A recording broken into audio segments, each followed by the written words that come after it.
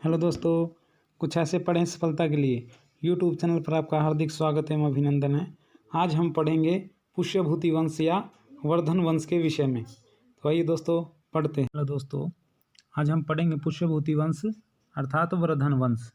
ये एक ही हैं, इनके विषय में पढ़ेंगे आज हम पुष्यभूति वंश या वर्धन वंश के विषय में। तो जो गुप्त वंश के पतन के बाद, गुप्त साम्राज्य के पतन के बाद कई जो राजवंश है उनका उद्भव हुआ, जैसे मैत्रक, मोखरी, पुष्यभूति। लेकिन जो पुष्यभूति वंश था वह उनमें सबसे शक्तिशाली वंश बनकर उभरा। और जो पुष्यभूति वंश है इसकी जो स्थापना है दोस्तों वह पुष्यभूति ने की थी। किसने की थी दोस्तों? पुष्यभूति ने की थी। और इनकी जो राजधानी है वह वर्तमान हरियाणा का कुरुक्षेत्र बोल सकते हैं आप। थानेश्वर को स्थानेश्वर कहा जाता था उस समय में। और जो स्थापना की थी पुष्यभूति ने, लेकिन जो प्रभाकर वर्धन है वह इस वंश की स्वतंत्रता का जन्मदाता है। यानी जो वास्तविक संस्थापक है दोस्तों, आप प्रभाकर वर्धन जी को बोल सकते हैं। इन्होंने परम भट्टारक एवं महाराजाधिराज की उपाधि धारण की थी। कौन सी उपाधि धारण की थी? परम भट्टारक एवं महाराजाधिराज की उपाधि धारण की। अब देखिए, जो प्रभाकर वर्धन है इनका विवाह होता है यशोमती से। प्रभाकर वर्धन को प्रतापशील भी कहा जाता है। क्या कहा जाता है दोस्तों? प्रतापशील। और यशोमती एवं प्रभाकर वर्धन दोनों से 2 पुत्र एवं 1 पुत्री होते हैं दोस्तों। एक जो बड़ा पुत्र है राज्यवर्धन, इसे परम सौगात की उपाधि धारण की थी। दूसरा है हर्षवर्धन, इसका जन्म हुआ था 590 ईस्वी में। और जो पुत्री है उसका नाम है राजश्री।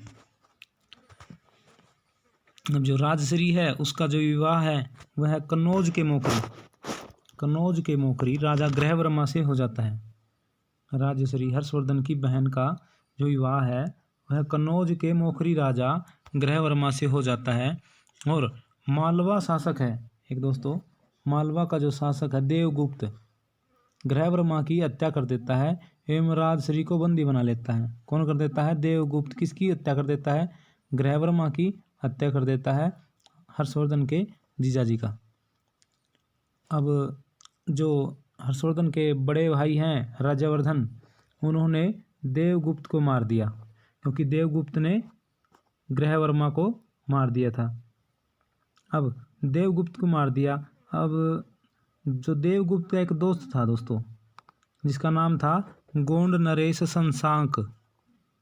अब जैसे ही राज्यवर्धन ने देवगुप्त को मारा तो शशांक नरेश यानी जो गोंड नरेश शशांक है उसको पता चला, तो उसने बदला लेने की ठानी और उसने राज्यवर्धन को मार दिया।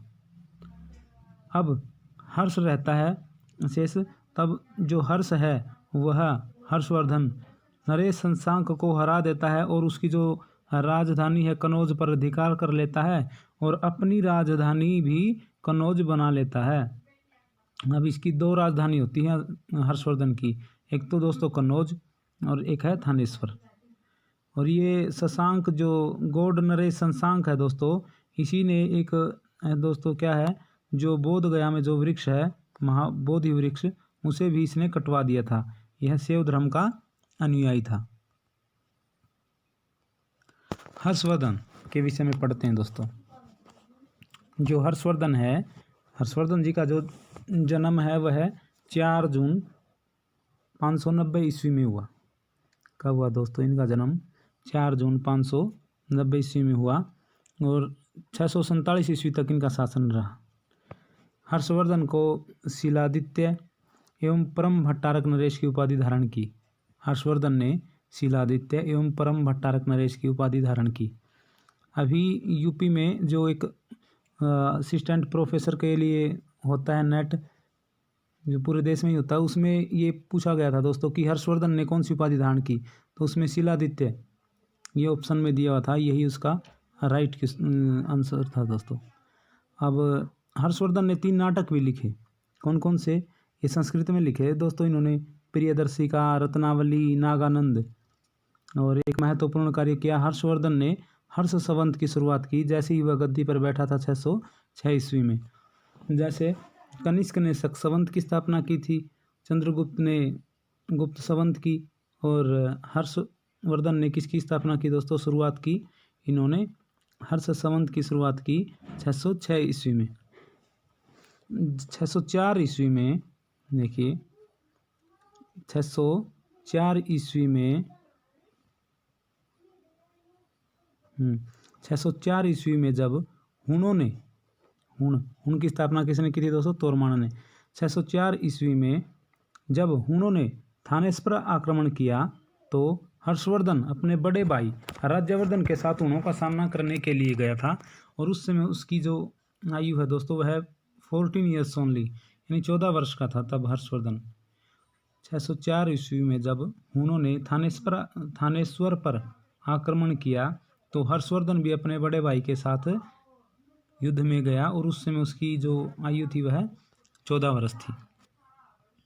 इसी समय जब वो युद्ध में गए थे दोनों भाई, उसी समय क्या होता है, हर्षवर्धन के जो पिताजी हैं उनका देहांत हो जाता है। प्रभाकर वर्धन का क्या हो जाता है दोस्तों? देहांत हो जाता है। और जो इनकी माता है यशोमती, वह सती होकर अपने प्राण त्याग देती है। क्या हो जाता है दोस्तों? वह सती होकर अपने प्राण त्याग देती है। अब हर्षवर्धन ने आग्रह किया अपने बड़े भाई से, और 605 ईस्वी में उसका जो बड़ा भाई है राज्यवर्धन सिंह थानेसर का नया शासक बनता है। कौन बनता है? प्रभाकर वर्धन के बाद राज्यवर्धन द्वितीय भी बोल सकते हैं, राज्यवर्धन द्वितीय, ये थानेश्वर का नया शासक बनता है।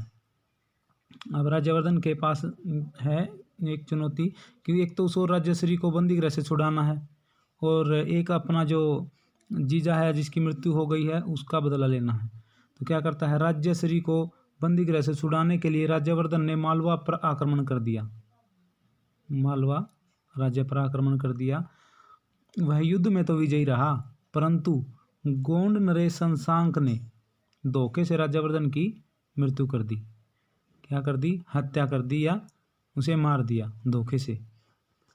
अब 606 ईस्वी में हर्षवर्धन ने राजगद्दी संभाली एवं 16 वर्ष की उम्र थी उस समय उसकी, ओनली 16 ईयर ओनली। 16 वर्ष की उम्र में राज्यवर्धन थानेश्वर की राजगद्दी पर बैठता है और क्या करता है, हर्ष के विषय में सूचना हमें कहाँ से प्राप्त होती है? यह क्वेश्चन अक्सर पूछा जाता है, बहुत इंपॉर्टेंट क्वेश्चन है दोस्तों ये, कि हर्ष के विषय में सूचना तो बांसखेड़ा अभिलेख से प्राप्त होती है। कौन से अभिलेख से प्राप्त होती है? बांसखेड़ा अभिलेख से प्राप्त होती है, तथा बाणभट्ट के हर्षचरित से एवं ह्वेनसांग के सीयूकी से भी मिलती है। यानी जो तीन है ये स्रोत, बांसखेड़ा अभिलेख से और बाणभट्ट के हर्षचरित से, ह्वेनसांग के सीयूकी बुक है जो लिखी थी ह्वेनसांग ने, इससे भी जानकारी मिलती है। अच्छा, तो फिर क्या होता है, हर्षवर्धन ने शशांक को मारकर कन्नौज को राजधानी बना लिया। शशांक को मार दिया और कन्नौज को क्या अपनी राजधानी बना लिया। इस प्रकार दो राजधानी होगी हर्षवर्धन की, एक तो थानेश्वर और एक कन्नौज। अब हर्ष के समय वल्लभी, मतलब तो गुजरात, क्या दोस्तों, गुजरात काफ़ी समृद्ध प्रदेश था हर्ष के समय में, यानी 606 ईस्वी के समथिंग जो गुजरात है वह वल्लभी काफ़ी समृद्ध प्रदेश था, और वहाँ का राजा ध्रुवसेन था। कौन था दोस्तों? ध्रुवसेन था। हर्ष ने वल्लभी पर आक्रमण किया और ध्रुवसेन द्वितीय को पराजित कर दी। हर्ष के समय जो वल्लभी या गुजरात काफ़ी समृद्ध प्रदेश था, और जो वहाँ का शासक ध्रुवसेन द्वितीय था, तो हर्ष ने वल्लभी पर आक्रमण करके ध्रुवसेन द्वितीय को पराजित कर दिया। अब ध्रुवसेन के व्यवहार से प्रसन्न होके, जो ध्रुवसेन द्वितीय था उसके व्यवहार से प्रसन्न होके हर्ष ने अपनी पुत्री का जो विवाह है उसके साथ कर दिया, यानी ध्रुवसेन द्वितीय के साथ कर दिया। हर्ष एवं पुलकेशिन द्वितीय, ये चालुक्य वंश का था दोस्तों, पुलकेशिन द्वितीय महान शासक था। तो हर्ष एवं पुलकेशिन द्वितीय के बीच नर्मदा नदी पर ये 634 के समथिंग हुआ था दोस्तों। तो नर्मदा नदी के तट पर एक युद्ध हुआ। कहाँ पे हुआ दोस्तों? नर्मदा नदी के तट पर एक युद्ध हुआ जिसमें हर्ष की पराजय हुई, हर्षवर्धन हार जाता है। और दोस्तों ये हर्षवर्धन की पहली एवं अंतिम पराजय थी। यह हर्षवर्धन की क्या थी दोस्तों? यह हर्षवर्धन की पहली और अंतिम पराजय थी। पुलकेशिन द्वितीय क्या करता है, उस समय दक्षिण में चालुक्य वंश का सबसे शक्तिशाली शासक था। जो पुलकेशिन द्वितीय है ना दोस्तों, वह हर्षवर्धन के समय दक्षिण में है ना, जो दक्षिण भारत में चालुक्य वंश का सबसे प्रसिद्ध शासक था, शक्तिशाली शासक था। और पुलकेशिन द्वितीय ने युद्ध में विजय के उपरांत परमेश्वर की उपाधि धारण की। यानी जैसे ही पुलकेशिन द्वितीय युद्ध में जीत जाता है तो वह परमेश्वर की उपाधि धारण करता है। पुलकेशिन द्वितीय से पराजय के बाद, लेकिन जैसे ही जो हर्षवर्धन है वह हार जाता है पुलकेशिन द्वितीय से, तो वह पराजय के बाद क्या करता है, पूर्वी भारत प्रदेश गंजम अर्थात जो उड़ीसा में है पर आक्रमण करता है। कहाँ पर आक्रमण करता है दोस्तों, गंजम या उड़ीसा पर आक्रमण करता है। और उस समय जो वहाँ का जो शासक है वह शशांक का सामंत स्वतंत्र रूप से शासन कर रहा था उस समय। तो हर्ष उसे पराजित कर देता है और गंजम को अपने साम्राज्य में मिला लेता है। और यह जो विजय है दोस्तों, यह हर्षवर्धन की अंतिम विजय थी। ये एग्जाम में पूछा जाता कि हर्षवर्धन की अंतिम विजय कौन सी थी, तो जो गंजम प्रदेश को जीतकर अपने साम्राज्य में मिला लेता है वही क्या है, हर्षवर्धन की अंतिम विजय थी। 641 ईस्वी में हर्षवर्धन ने चीनी नरेश ताईसुंग के दरबार में एक राजदूत भेजा। किसके दरबार में दोस्तों, ताईसुंग चीनी नरेश के दरबार में एक राजदूत भेजा। और ताईसुंग ने, चीनी नरेश ने लियांग होई को अपना राजदूत बनाकर हर्ष के दरबार में भेजा। देखो हर्ष ने किसको भेजा, हर्ष ने 641 ईस्वी में चीनी नरेश ताईसुंग के दरबार में एक राजदूत भेजा और ताईसुंग ने लियांग होई को अपना राजदूत बनाकर हर्षवर्धन के दरबार में वापस भेजा। तो बाणभट्ट है जिसने हर्षचरित लिखी, उसने हर्षवर्धन को सभी देवताओं का सम्मिलित अवतार कहा है। क्या कहा है दोस्तों, सभी देवताओं का सम्मिलित अवतार कहा है हर्षवर्धन को। किसने कहा है, बाणभट्ट ने, जिसने हर्षचरित एवं कादम्बरी लिखी। हर्षवर्धन के समय दोस्तों जो आय का मुख्य साधन था, इनकम का जो प्रमुख स्रोत था वह भूमि कर था। क्या था दोस्तों, भूमि कर था, जो उपज का 1/6 भाग होता था। क्या होता था, 1/6 भाग होता था। भूमि कर को भाग कहा जाता था। क्या कहा जाता था दोस्तों, भाग कहा जाता था। ये पूछा जाता है एग्जाम में कि हर्षवर्धन के समय भूमि कर अर्थात उपज का कितने बटे भाग जो कर होता था वह कितने % और कितने होता था, तो 1/6 1/6 भाग होता था। तो दोस्तों आज के लिए बस इतना ही। एक बार हम रिवाइज कर लेते हैं थोड़ा कि पुष्यभूति वंश है दोस्तों, जो गुप्त वंश के पतन के बाद पुष्यभूति वंश आता है, जिसकी स्थापना है पुष्यभूति जी करते हैं और उनकी राजधानी तानेश्वर थी। प्रभाकरवर्धन इस वंश की स्वतंत्रता के जन्मदाता कहलाते हैं, प्रभाकरवर्धन। और उनसे 2 पुत्र, एक तो राज्यवर्धन और एक हर्षवर्धन की उत्पत्ति होती है और एक पुत्री है जो राज्यश्री का जो विवाह है वह मोखरी राजा, कन्नौज के मोखरी राजा ग्रहवर्मा से हो जाता है। ग्रहवर्मा की हत्या देवगुप्त कर देता है और देवगुप्त को फिर राज्यवर्धन यानी जो राजश्री का बड़ा भाई है वो बदला लेता है और वह देवगुप्त को मार देता है। तो देवगुप्त का जो एक दोस्त है वह फिर अपने दोस्त की मृत्यु का बदला लेता है और वह राज्यवर्धन को मार देता है। अब राज्यवर्धन की जो मृत्यु का बदला है वह उसका जो छोटा भाई है हर्षवर्धन लेता है। हर्षवर्धन शशांक को मार देता है और शशांक ने दोस्तों क्या किया था, इसने बोधि वृक्ष या जो बोध गया में उसको भी कटवा दिया था। इसके बाद हर्षवर्धन का जन्म पूछा जाता है। हर्षवर्धन का जन्म हुआ था दोस्तों 4 जून 590 ईस्वी में हुआ था और इनका जो शासनकाल है वह 647 ईस्वी तक चला था।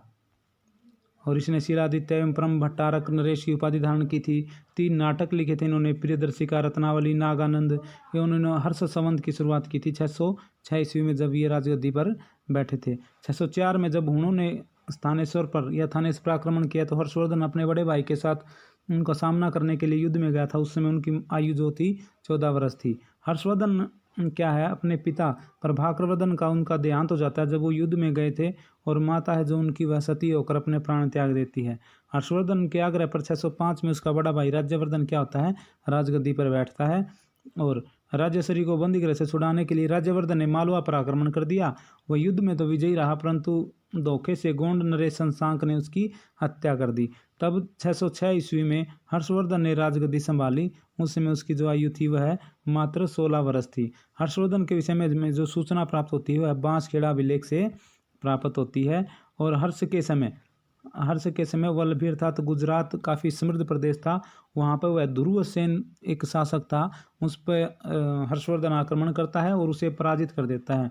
लेकिन उसके व्यवहार से प्रसन्न होकर अपनी पुत्री का जो विवाह है ध्रुवसेन द्वितीय के साथ कर देता है। हर्ष एवं पुलकेशियन के बीच, ये क्वेश्चन सबसे इंपॉर्टेंट है दोस्तों, कि हर्ष एवं पुलकेशियन द्वितीय के बीच नर्मदा नदी पर एक युद्ध होता है जिसमें हर्ष की पराजय हो जाती है। एवं यह जो पराजय है हर्ष की पहली एवं अंतिम पराजय थी। पुलकेशियन द्वितीय जो है वह चालुक्य वंश का सबसे शक्तिशाली शासक था, और उसने युद्ध जीतने के बाद परमेश्वर की उपाधि धारण की। क्या उपाधि धारण की दोस्तों? परमेश्वर की उपाधि धारण की। पुलकेशियन की पराजय के बाद जो हर्षवर्धन है वह पूर्वी भारत प्रदेश गंजम अर्थात उड़ीसा पर आक्रमण कर देता है, और वहाँ के शासक को हराकर क्या है, गंजम को अपने राज्य क्षेत्र में साम्राज्य में मिला लेता है, अपने साम्राज्य में मिला लेता है गंजम को।